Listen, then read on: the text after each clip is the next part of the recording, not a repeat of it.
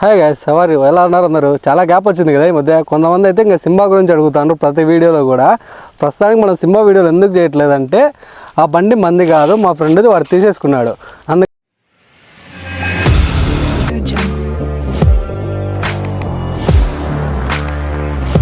అందుకనేసి మనం సింబా వీడియోలు చేయట్లేదు. ఇంకా వాడు బండి తీసుకున్నాడని మనం నడుచుకుంటూ తిరగలేంగా, అందుకే ఇంకో బండి అయితే తీసుకున్నాం. ప్రస్తుతానికి మన బండి అయితే ఇదే.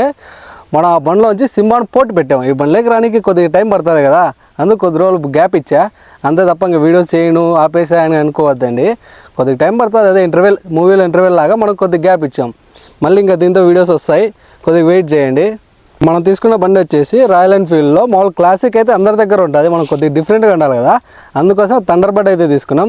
థండర్బర్డ్లో కూడా 500cc మామూలుగా ఉండదు. ఫస్ట్ 125 నుంచి స్టార్ట్ చేసాం, 125 నుంచి 250, మళ్ళీ ఇప్పుడు 500. ఇంకా నెక్స్ట్ యాడ్కి పోతామో, మీ సపోర్ట్ ఉంటే యాడ్కైనా పోవచ్చు. ఫస్ట్ దీని గురించి మనం దీని ప్రోస్ అండ్ కాన్స్ తెలుసుకుందాం.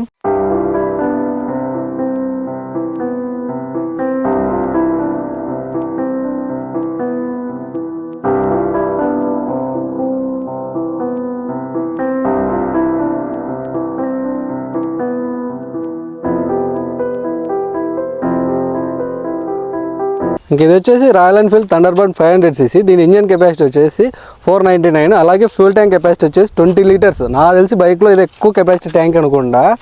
ఇంకా మనం ముందర సస్పెన్షన్ దగ్గరికి వద్దాం.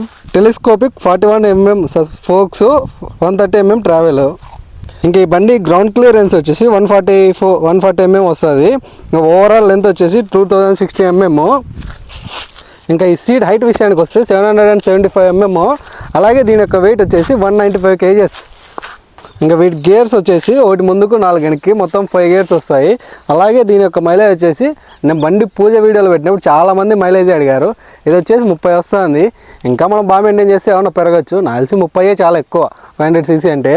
హ్యాండిల్ బార్ విషయానికి వస్తే మనకు లెఫ్ట్ సైడ్ ఇండికేటర్ స్విచ్ ఉంటుంది, హార్న్ స్విచ్, అలాగే బీమ్ లైట్ ఉంటుంది మనకు, లాంగ్ షార్ట్ పాస్ లైట్. ఇంకా రైట్ సైడ్ వచ్చేసి ఇగ్నిషన్ స్విచ్, ఆన్ ఆఫ్. ఇది లైట్ది మనకు కొన్ని బండ్లకు ఉంటుంది, కొన్ని బండ్లకు ఉండదు, మనకు కావాలంటే పెట్టుకోవచ్చు, లేదంటే లేదు. ఇది షెల్ఫ్.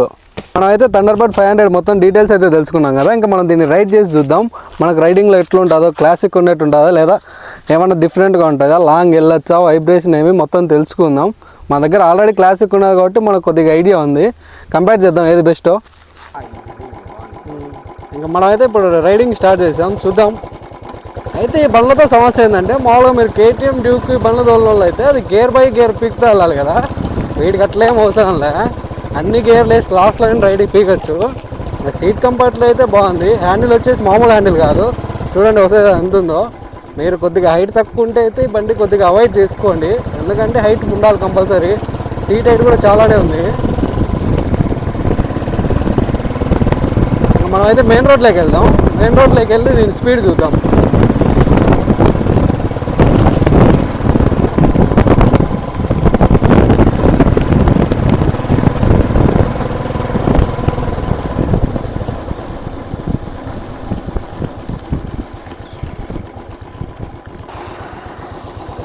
ఇంకా మనమైతే హైవేలోకి వచ్చాం, ఇప్పుడు దీన్ని స్పీడ్ చెక్ చేద్దాం. మీరు అన్ని రోడ్లు తోలినట్టు దీన్ని గేర్ బై గేర్ లాగా, కానీ మొత్తం ఫస్ట్ వెళ్ళి మళ్ళీ చూడండి.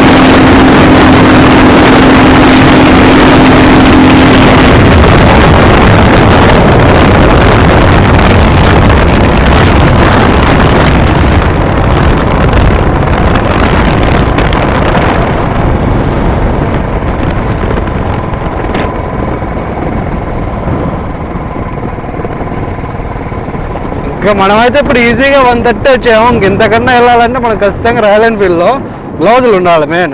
ఎందుకంటే ఫుల్లీ వైబ్రేట్ అవుతుంది ఇది. గ్లౌజులు లేకుండా అస్సలు పోలేం. పైగా మా రోడ్స్ కూడా ఇవి ఆటికాడికే 6 వే అట్లయితే బాగా వెళ్ళొచ్చు. అందుకే మేము 130 చాలు అనుకున్నాం. పైగా కేటీఎం డ్యూక్ అయితే 7 పికప్ ఉండవు వీటిలాగా. ఇదైతే మనం చూడండి ఎట్లా పీకినా 7 పికప్ అయితే వస్తుంది. అదొక దీంతో ప్లస్ పాయింట్. పైగా మనం గేర్ బై గేర్ లాగాల్సిన అవసరం లేదు. ఆ క్లచ్ ప్లేట్లు పోగొట్టుకోవాల్సిన అవసరం అంతకన్నా లేదు. నాకైతే లాంగ్ చాలా ఈజీగా వెళ్ళొచ్చు. పైగా సేవ్ అయిందంటే దీంతో 20 లీటర్ల పెట్రోల్ కెపాసిటీ. అందుకైతే మనం లాంగ్ వెళ్ళినప్పుడు చాలా యూజ్ అవుతుంది. ఎందుకంటే పెట్రోల్ బంకులు మనం ఒక్కొక్కసారి మర్చిపోతుంటాం కదా. అందుకనేసి లాంగ్ బాగుంటుంది.